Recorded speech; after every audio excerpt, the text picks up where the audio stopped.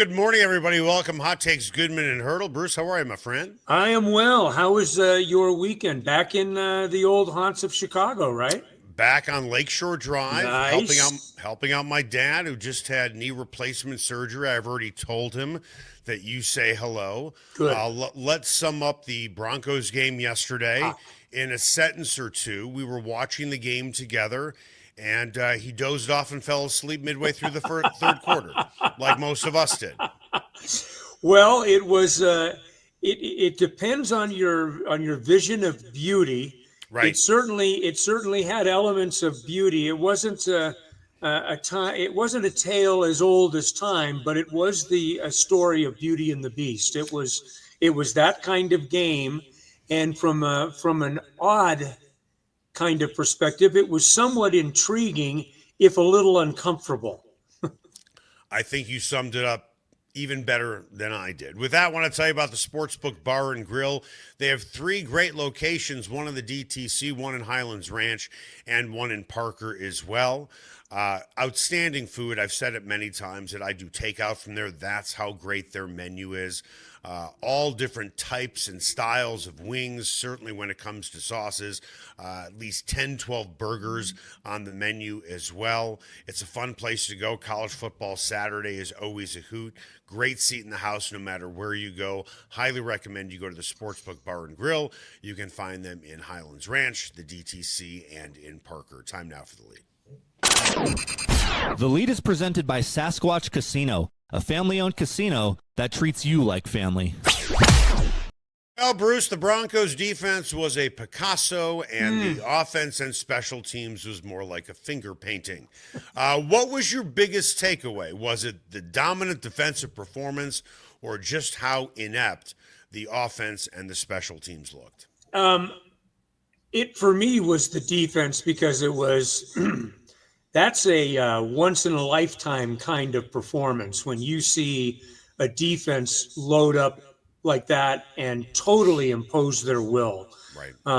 So yeah, that was just I mean, it got to the point where I couldn't wait for them to get back on defense just to see how much they were going to dominate the next time. And they really never disappointed. That was about as good a performance as a unit can possibly have. And there'll be all kinds of levels of how we judge the unit based on who they were playing. But from a standpoint of execution, the way that they executed and performed, it was breathtaking. I mean, I've you and I've seen a lot of really good, great defensive efforts. I'm hard pressed to think of one that was certainly any better than that one. They didn't turn the ball over, although you can argue the Pat Surtain on Garrett Wilson football move one that was overturned. But it was just every single play, they were the better unit and they imposed their will. It was pretty interesting to watch. The rest of it, not so much. You know, I thought the offense was really showed signs of being really good in the first, not really good. I thought they showed signs of being productive and competent in the first half. And it was a classic game of if you don't reap the rewards of the work by the half and you're playing a team and you're only up 10-6 that has no reason or business of being in the game, you're going to have yourself a dogfight. And they ended up having themselves a dogfight despite outgaining them 175-32 in the first half. As my father is sitting in his chair convalescing, I'm going to say this, and he's probably going to laugh under his breath. But the truth is, this is exactly how I feel about the Broncos defense yesterday.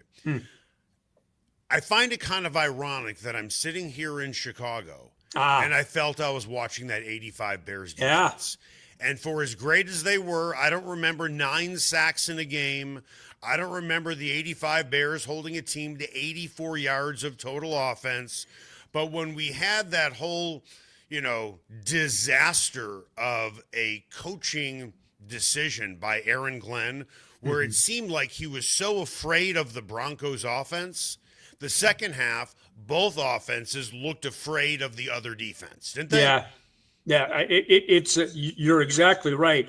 I mean, consider their first 5 possessions of the second half, they had 3 3-and-outs and then a safety in their own end zone. Now, they did drive the ball 67 yards for the field goal when they absolutely needed it. Okay, more power to them. But no, it was brutal. And Sean Payton knows that it was brutal, and it reflects on Sean. That's personal for him. He calls the plays.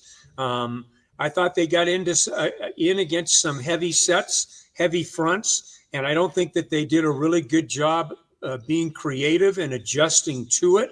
And they ended up having a much more difficult game than they should have. Is it lazy analysis to say, wow, look who they did it against? Yeah, a little bit, but there's something to it. I mean, Yep. At the end of the day, this team was 31st in the NFL in points allowed.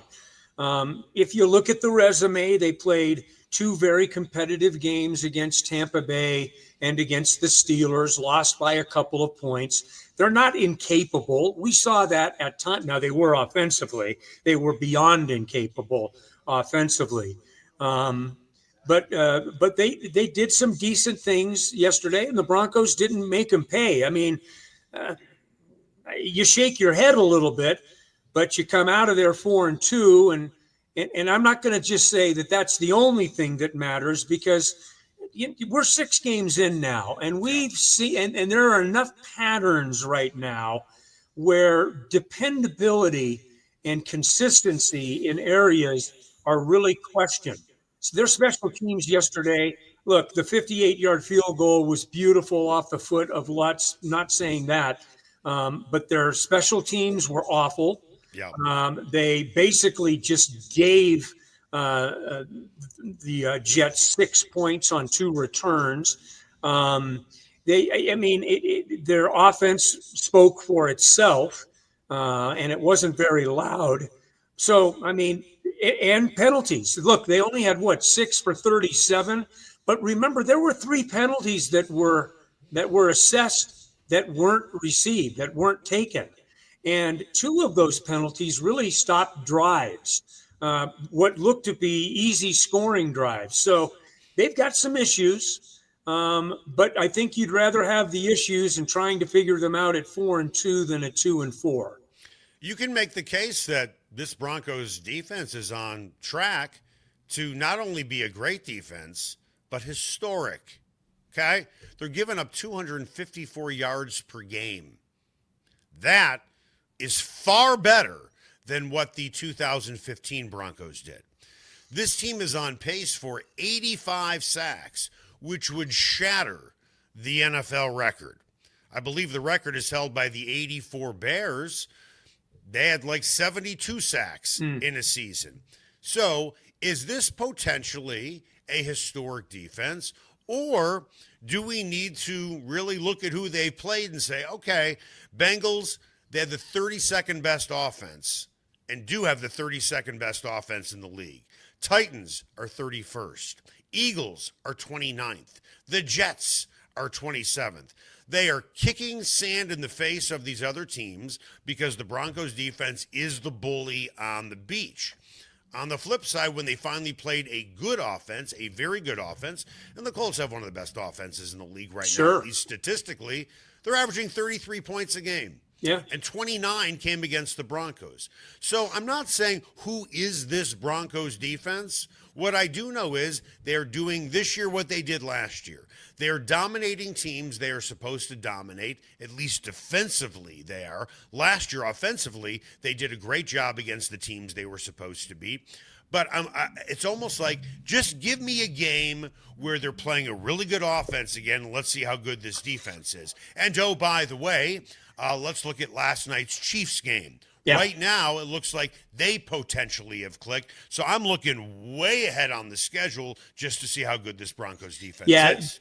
The great point and points. The Jets' offense is so bad in the passing game. Yeah. Justin Fields, I can't even believe that there was ever a conversation about Justin Fields or Pat Surtain in this town. But There was.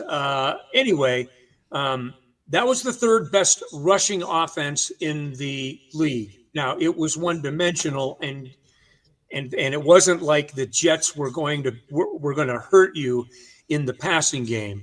So at least they were facing a very good rushing offense. Justin Fields did nothing in the running game yesterday. They did a really good job containing him, keeping him in the pocket, and making him pay. But they did a pretty good job elsewhere with Breece Hall and the rest of the running game. So that much was a positive. But to your point, yeah, I mean, Patrick Mahomes right now is playing at a high level. You're going to see him twice more. We know about Justin Herbert, although you're going to get him at home. You got to go to Washington and face Jalen Daniels. I mean, there are going to be some games where this defense is going to be playing for much higher stakes against much better offenses. No question about it. Will they be equal to the task? We'll see. I think it's a better defense than a year ago, Eric. I really do. I think we knew that going into training camp. Yeah. With Hufanga. I know Greenlaw's not out there. But yes, it's not so much they have more talent, they're just playing better. Hufanga was fantastic again yesterday. He had another game like, what was it, the Titans game, where he was just all over the field. And I thought that Vance did a really good job yesterday on his blitz package, when he did it, where the pressure came from. They were pressuring all day long. They had 9 sacks, but they probably had about 8 more pressures that, if it had gone on another tick, would have been sacks as well. It was mesmerizing. It was absolutely mesmerizing. Okay, so before we get carried away, yeah, all right, we're only 6 games in, and saying, ooh, can this Broncos defense be as dominant as the Steel Curtain of the 70s? The Orange Crush Broncos, which, by the way, they gave up less than 11 points a game. Yeah. I don't think people realize that. Right. They gave up like 10.8 points a game. The 85 Bears, historic defense. 2001 Ravens, historic defense. 2003 Buccaneers, historic defense. 2013 Seahawks, historic defense. Sorry, Broncos fans. The 2015 Broncos defense was great. They were not historic. They were far from historic. They had an unbelievable playoff run against 3 great quarterbacks: Roethlisberger, Brady, and then the MVP in Cam Newton. But they did not dominate like we are watching this particular Broncos team dominate statistically. And by the way, if you want to say, well, look what the Broncos defense did against the Colts, I understand Daniel Jones is not Dan Marino, but the Bears defense got blown out in Miami in 1985. Everyone's allowed to hit a little hiccup. You should never be judged by your best game. You should never be judged by your worst game. But with all of that said, before we get carried away with the historic talk, is it just as simple as the Broncos need to win a Super Bowl for them to even be in that conversation? Yeah, I think that when you start talking, all those teams did. Right. All those teams won Super Bowls. I mean, that's the commonality in the historic element of things. When you have now yesterday, that was a defensive win, period. The defense won that football game. Honestly, Bruce, they had a long flight back to Denver. Mm-hmm. The Broncos defense should have flown charter. And I think the offense and the special teams should have flown Frontier. Yeah, well, there you go. Oh, dear. That one hurts. Denver's own Frontier. Yeah. Okay, Spirit Airlines. There you go. Yeah. Give me something or other. Frontier's done a little better job getting their stuff together. Yeah, no, you're absolutely right. I mean, I don't think the defense would have needed a plane to fly home in. They probably were so high after that game. Right. They've got work to do. This is still a team that is very much a work in progress. And there are things about this team that you can really like right now, but there are things that you just don't know about how much you can count on them and depend on them. Is this offense capable? Yeah, it's capable. It's shown itself to be capable. Was it capable yesterday? Barely, maybe barely yesterday. Okay, that happens. You give units mulligans, but you got to see more consistency. I thought it was very disappointing. Sean Payton said it as much, not as much. He said it directly.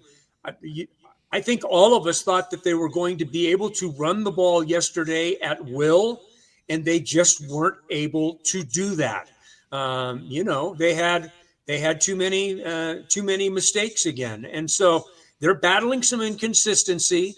But dang it, they're 4-2, and they've got a share of the division lead. After the game was over, I specifically texted you and said, do you want to start with the offense or the defense? And you said you wanted to talk about the defense first. What I find interesting is almost every one of your answers, you cannot stop leaking into how bad the offense was, for as dominant as the defense was. Why do we tend to focus so much on the negative, the car crash on the side of the road, more than anything else? Because this whole show today could be about how great the defense played. Yeah. But we just can't help ourselves as human beings where we got to focus on the negative. And quite frankly, they were as negative gets, the offense and the special teams. Last night it was interesting. I did a couple of things with people, and everybody used. What is that? What did you play jacks on the side of the road? No, not playing jacks on the side of the road, but in the various permutations of doing media last night.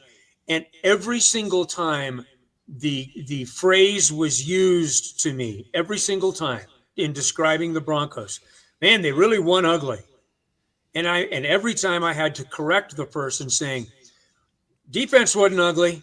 I mean, the defense took care of their things. The problem is that when you get into describing how a football team is playing, offense is sexy. Yeah. Defense does the hard, heavy lifting, and the offense does too, but it's a different kind of thing. Scoring points is sexy. Keeping the other team from scoring points is effective. It's dominating, but sexy, not always sexy. I mean, the sacks are absolutely great, but scoring points is where the sex appeal for a football team comes. And there was absolutely no sex appeal with the Broncos yesterday, no question about it. But I did and was very careful to correct people, saying there was unbelievable beauty in what that defense did yesterday, and it was the difference in the football game.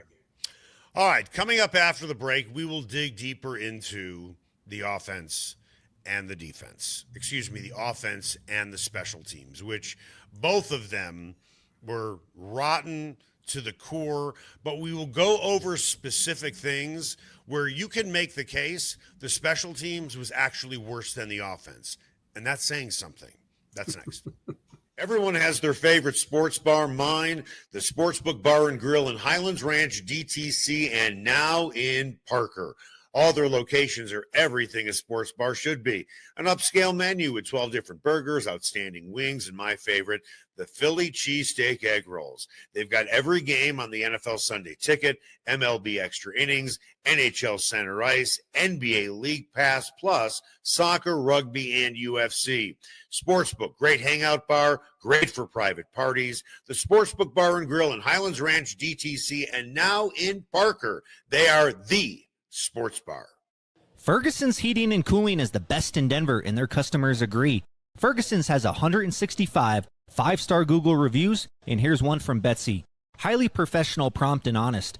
I switched to Ferguson's when I became aware my former company was trying to sell me a whole new system I didn't need. Ferguson's is an honest, working, family-owned business that'll give you a fair price, the highest quality parts and equipment, and they always show up on time. You can trust the Ferguson family like you trust your own family. Go to fergusonsheatingandcooling.com.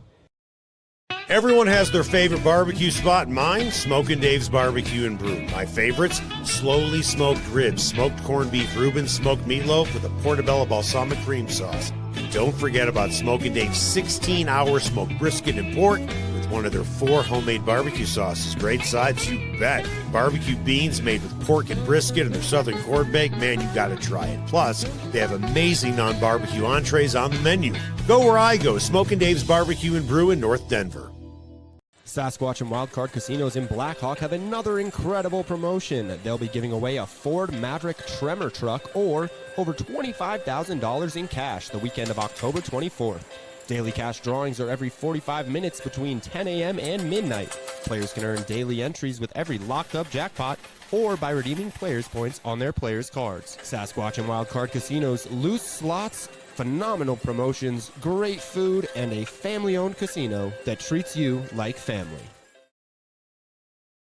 Spice up your next night out at Nola Jane and Lodo. Authentic Cajun cuisine like andouille sausage gumbo with dirty rice, crawfish etouffee, as well as 6 different po' boys like soft-shell crab and shrimp. Come in before or after a game at Ball Arena. Host a party or party on their rooftop deck overlooking Market Street during happy hour from 11 a.m. to 5. Plus, Nola Jane caters, delivers, and the kitchen is open late night. Make Nola Jane your new favorite spot to eat, drink, and party like it's Mardi Gras.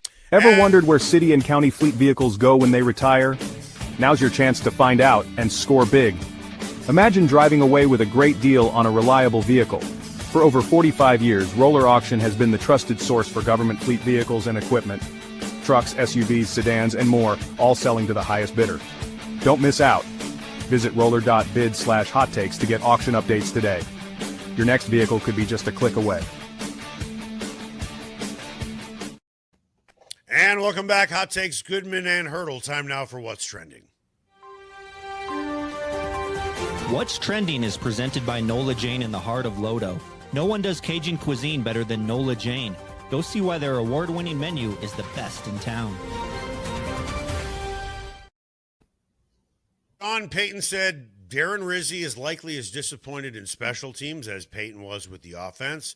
As the Broncos fumbled the opening possession, Jets get a field goal. Special teams allows a 72-yard kickoff. Jets get a field goal. Special teams, notice a pattern here, allows a 31-yard kickoff return. Jets get a field goal. And then Quinn Miners was penalized for holding in the end zone. Jets get a safety. Which was worse? Let's play this game. Which was worse, Bruce? Was it the offense or the special teams? Well, the special teams was the gift that kept giving. I mean, at least the offense got, 10 points in the first half and looked like a functional unit. They did get one drive in the second half, but both of them were pretty bad. And the thing is that special teams has not been a highly functioning unit, really, in my opinion, all season long. They had a stretch of games where they were awful in the opening game against Tennessee. Then they had a stretch of games where they started to gain a little bit more consistency. But the dike, opened on yesterday, and the Jets basically were getting great field position. And you and I talk about this a ton. A lot of people talk about it. Field position in the NFL, starting field position, when you're starting at the 42, at the 41, at the 39, you've got such a shorter distance to go just to score points in this league. These guys kick it, with certainty from 50, 51, 53, 54 yards now. And so the battle of field position has never been more important than it is right now. Especially, it's even more egregious when you have a defense that is absolutely stonewalling the Jets. If you just do your job on special teams and set them up back, you're going to win not only the battle of field position, but you're not going to give them any points to try to keep them close in a game when your offense isn't functioning. It was so I think it was the special teams. It drove me to drink because you notice it every single time. It's like, good God. Generally speaking, special teams is kind of like Matt Pert. You don't want to hear the name called. Yeah. Right? And special teams, you see great things and you see bad things. You really don't want to pay attention to it that much. But when they're bad, they are certainly bad. I don't want to say, does Sean Payton need to give up play calling duties? And I certainly don't know if Davis Webb is the right guy to be calling plays, but they have had 7 bad quarters of offense over their last 2 games. And I'm not going to call it a sophomore slump for Bo Nix. Look what he did in the 4th quarter against the Eagles. But it's like we had talked about, maybe the Broncos have found their identity. Well, that thing has gone through a paper shredder, hasn't it? Well, they weren't good enough in the running game yesterday. No question about it. And they felt like, honestly, they were trying to force the run at some point. That was my deal. A lot of us are either at the game or watching the game on television, like, run the ball here, run the ball here. And in the second half, we were like, stop running the ball already. I mean, you've set it up that you're going to run. You should have plenty of wide open passing lanes. And in the first quarter, maybe even into the second quarter, every time it felt like Bo Nix was throwing the ball, somebody was open. It was almost like you've established that you're going to try and run the ball. Now take advantage of all that space in the secondary. But yet, Peyton in the second half, it felt like he called 2 different games, didn't he? Yeah, I would say that's right. He just had just a lot of stone walls in the second half. When you see a team go 3 and out with the frequency that team was going 3 and out with, that speaks to concerns on a lot of different levels. It speaks to holes in your game plan. It speaks to a lack of execution with the stuff that you feel confident about. And it leaves you wondering a little bit. I mean, that was a flight that that I would imagine there was some going back to the drawing board on, and in the film rooms this morning, those are the types of things that are being looked at, because this should not have been that kind of performance. You should have been able to do things against the Jets front 7. And I thought, and they were looking at, and as I said earlier, they were looking at a lot of heavy fronts. But if you're looking at a lot of heavy fronts, beat them in other ways, beat them over the top. And it's not like they weren't doing that with some success in the first half. They were having success in the first half. They just weren't scoring. But, I mean, you let a team hang around in this league. Right. It's not a good thing, man. And frankly, I saw it coming at halftime. Now, I didn't see it to the level that it was going to be in the second half. But I felt at halftime, when you're only up 10-6 in a game right. that you are dominating, how many times do you see it? You let someone hang around, and all of a sudden they're playing with house money. They're having a little fun. They weren't having much fun offensively, but they got the early field goal to get it within 10-9, and then they got the gift from the Broncos on the holding call in their own end zone, and all of a sudden, somehow, some way, the Jets are leading a football game, and are leading a football game into the 4th quarter, for goodness sakes. I wouldn't say that I was confident in the second half, but I was confident in this, and this is something that you can relate to. The Jets over the last 10 years were the Kansas State Wildcats in the 1980s. Yeah. The worst team in college football. Right. So even though they were down 11-10, I just kept thinking to myself, the Jets are going to jet. They just are. Somehow, some way, they will find a way to lose this game. It's not that the Broncos are going to beat them, but something will happen with this team. So they go for it on 4th down. Another sack, Jonathan Cooper.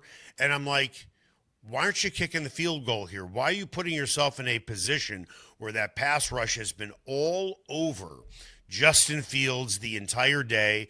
They were basically 4 yards out of field goal range for Nick Folk. But I'm thinking, well, we saw what Aaron Glenn did at the end of halftime. Oh. He will probably do something like this again at the end of the game. Yeah, the halftime, the work before halftime was head shaking. And yes, I thought at one point, go ahead and let him kick it. and maybe he catches a good one. I mean, he's got a 58-yard field goal. That was his longest field goal. Because they weren't going to do anything against that defense, and they didn't do anything. Right. Both of their last 2 drives, within 5 minutes at the end of the game, ended in sacks.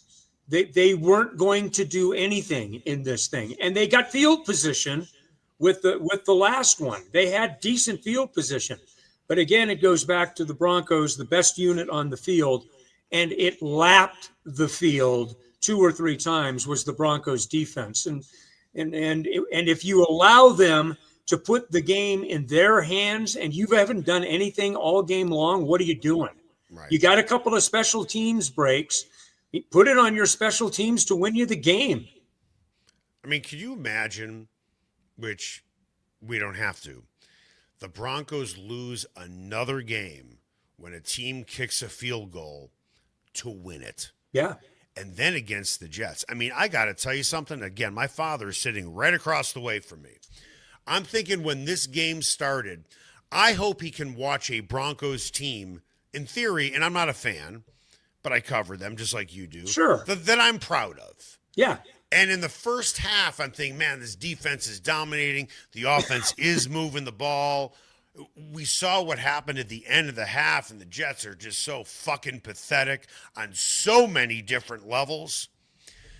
And then the second half unfolds. He's closing his eyes. I'm like, oh, my God, this is like my worst nightmare.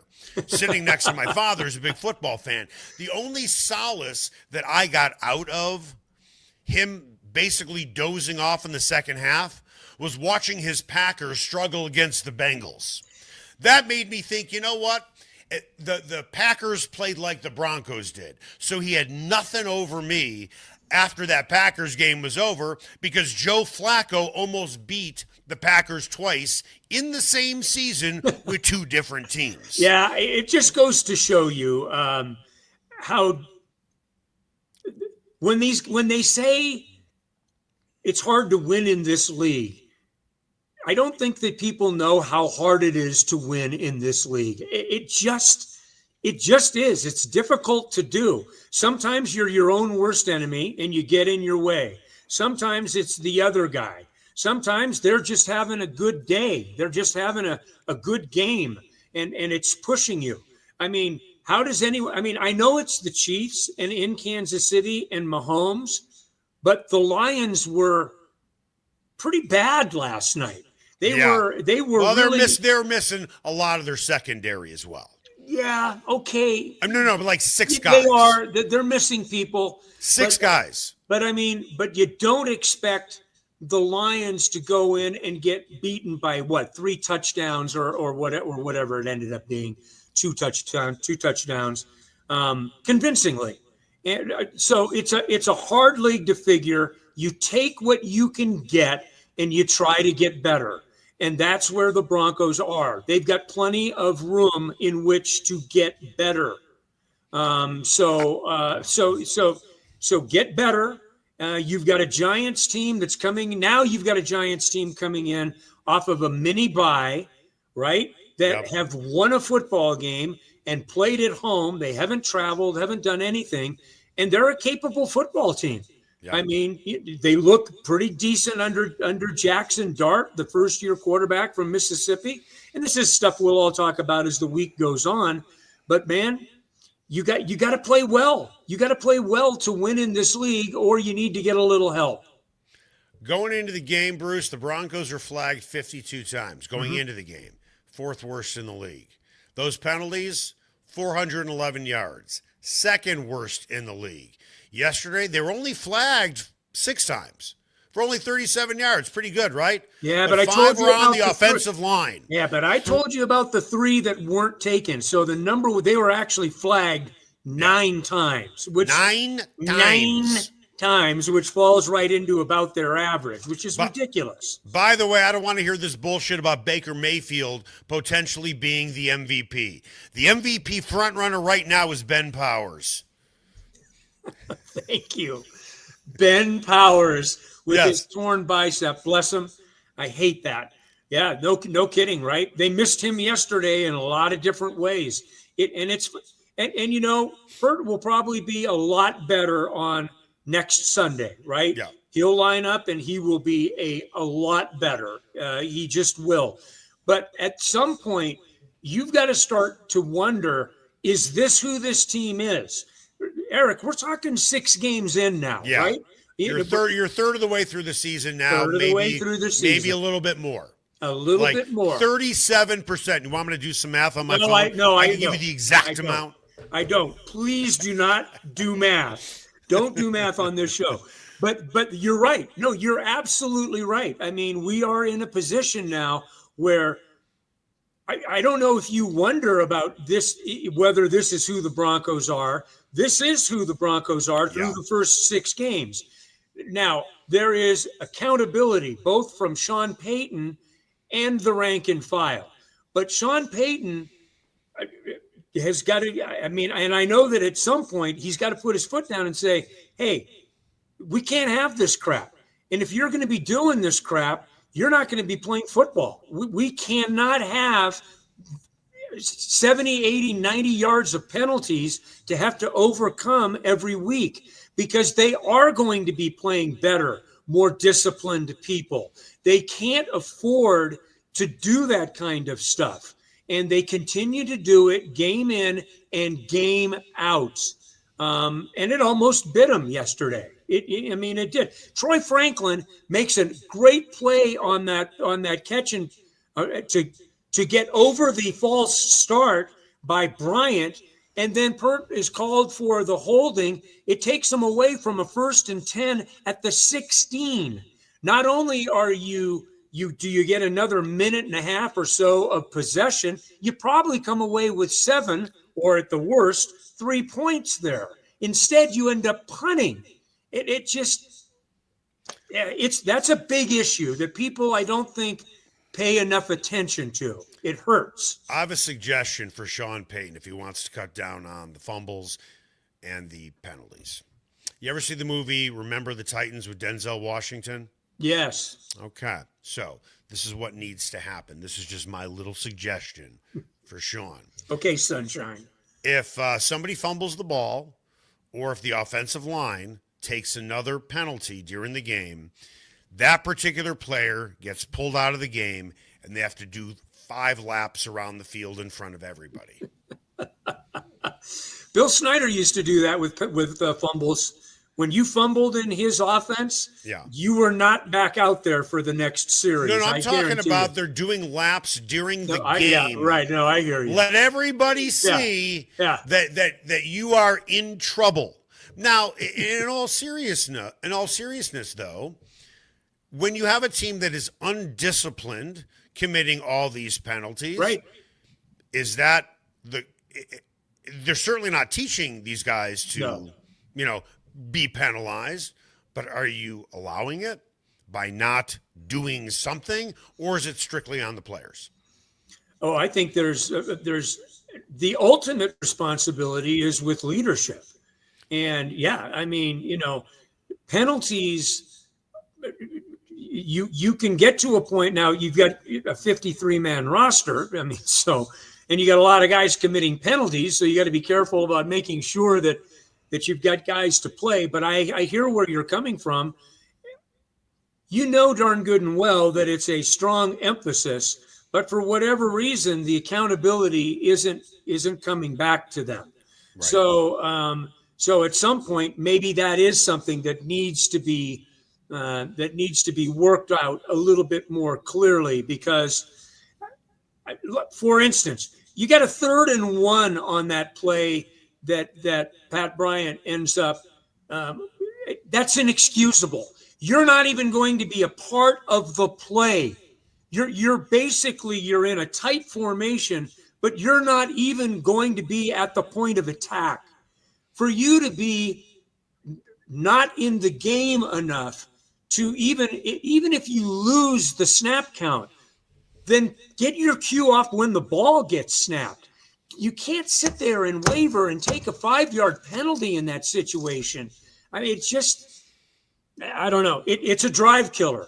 It's an absolute drive killer. People talk about sacks, and rightfully so. Sacks are dramatic because they put you behind behind the chains. But man, penalties can kill you too. And they killed them in 3 or 4 different times yesterday where they either cost them points literally on the scoreboard or they cost them points that should have been on the scoreboard. Bruce, this was the moment I knew the Broncos could be in trouble and could be in a close game.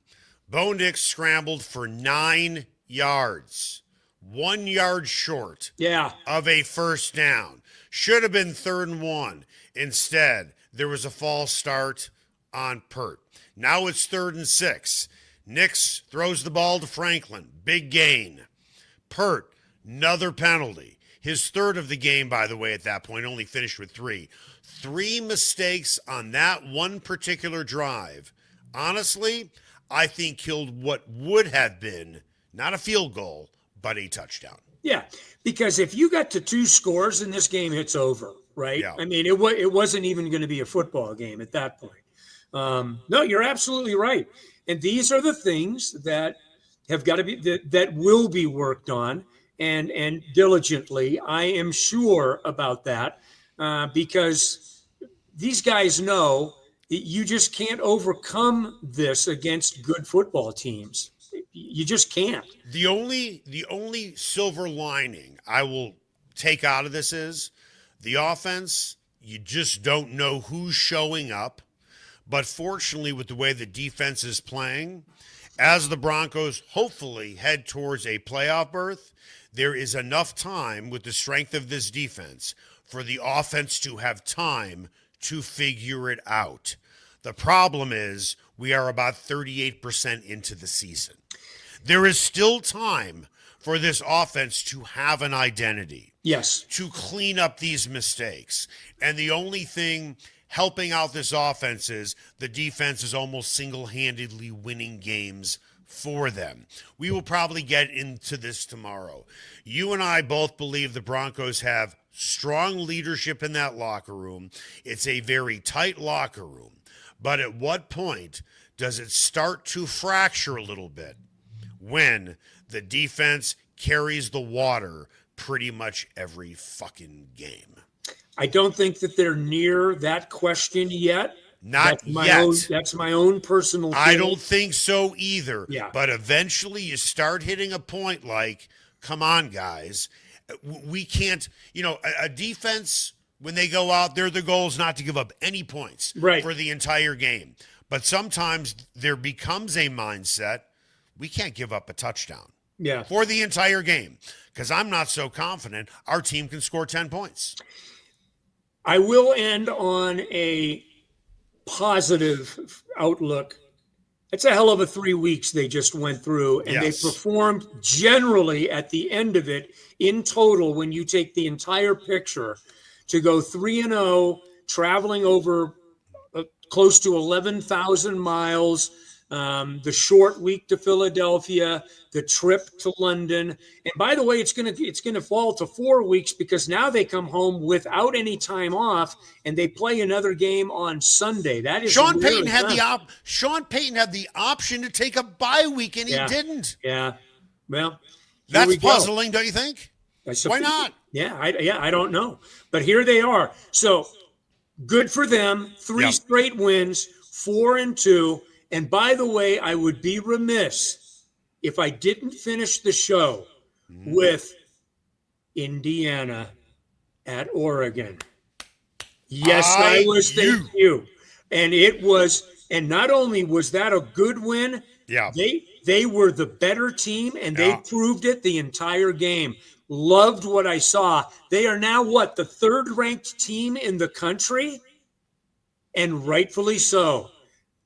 He's done a hell of a job there. That's a really good football team. I cannot believe he is still the head coach of Indiana. I cannot believe another school hasn't come calling and said, here's $10 million a year. IU needs to hang on to him like grim death. No question about it. That was a pleasure to watch them on Saturday. Mendoza is a really nice quarterback. Yep. I got to tell you, man, I'm giving you your props. IU, well done. My man, I'll talk to you tomorrow. Hot Takes with Goodman and Haertl. Thanks for joining us. Make it the best possible day you can.